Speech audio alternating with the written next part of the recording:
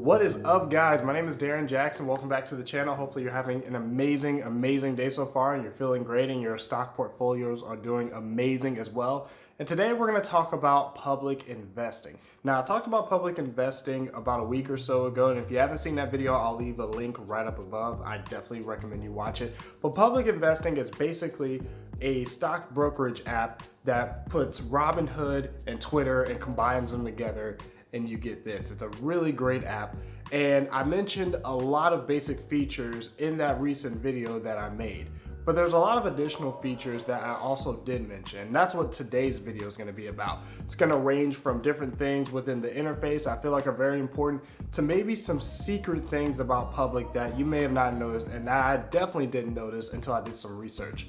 So let's get started. So the first feature is the market information, the overall market information. So if you're on the home page of public investing and you look on the upper left-hand corner, you'll see a symbol that during trading hours looks like a sun and during post-trading hours looks like a moon. And if you click that, it actually gives you information on how the overall stock market is looking. You'll see the index funds from the S&P 500, NASDAQ, Dow, and Russell 2000, and they even add the ETFs that directly mirror each of those index funds just in case you want to invest into them. But those index funds are important as far as understanding how the market in its entirety is doing or how large sectors of the market are doing as well. On top of that, if you scroll down, you'll be able to see additional information such as the top movers of the stock market, like the stocks that have increased the most in price or decrease the most in price, just in case you want to make some type of play within all of them, so you can look at that.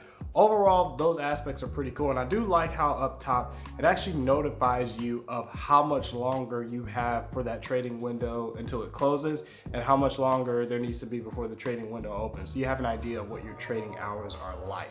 So that aspect of it is really cool. So this next feature is the hidden feature out of all the ones I have on this list. If you look at the interface, at least I wasn't able to find it, but I did a lot of research, and that research stemmed from a question that one of my potential subscribers asked me on my last video. And what I basically found out is that the cash that you have left over in your actual investment portfolio, aka the cash that you're not using to invest in anything at the moment, actually gains interest on a yearly basis.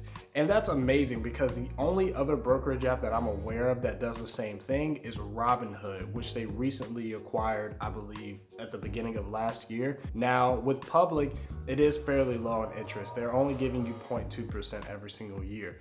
Granted, with everything that's going on in the world and with this current major situation that I don't want to say right now because I don't want to lose monetization that I don't have to begin with. Oh well. The brokerage apps that did pay high interest and banks that did the same thing have all dropped it to help save money. So public did the same thing.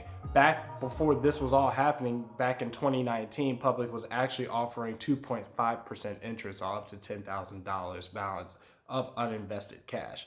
Now it's 0.2%, but hopefully it goes back up. But that's an amazing feature, especially if you're getting dividends and they're just sitting in there. They can grow cash over a period of time. Speaking of dividends, that takes us to our third feature, which is DRIP. Now, for those of you guys that don't know, DRIP stands for the Dividend Reinvestment Plan. And what that means is that it takes the dividends that you get from a specific stock that pays dividends, whether it's on a quarterly, semi-annually, annually, or even a monthly basis, and it automatically reinvests it back into that particular stock, which is really beneficial because, for one, compound interest. If you add compound interest on top of capital growth, then stocks like Apple will skyrocket for you without you doing absolutely nothing. And two, if you're really comfortable with your investment portfolio, including the stocks that pay you dividends, if you're okay with the money going back into them, then it limits the amount of work that you're having to do, therefore increasing the passive income that you're making. And every time that company pays dividends, it increases just a little bit more because when you put it back into that particular stock, the balance of it is a little bit higher. So then therefore you get more dividends, and it just keeps going and going until you decide, hey, I want to pull all my money out, or I want to stop DRIP.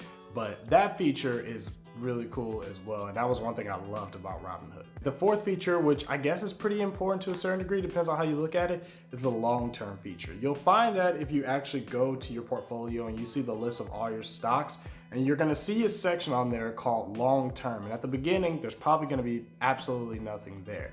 And in order to get a stock into that long-term category, you'll click and hold on one of your stocks in your main portfolio, and it'll ask you if you want to move it to long term.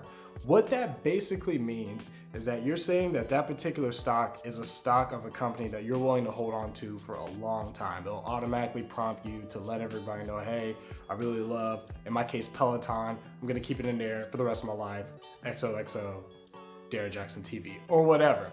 And it seems like the only different thing that it does is that it kind of makes you feel bad if you want to sell it. So if you click it and you click sell, it'll actually tell you in advance, hey, you've held onto this stock for X period of time. Are you sure you want to sell? And it's kind of up to you from there.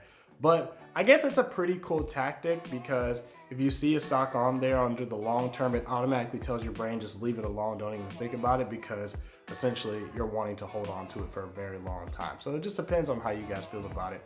But I mean, it's not a bad feature. So the last feature that I didn't talk about in this last video is IPO information, more specifically road to the IPO.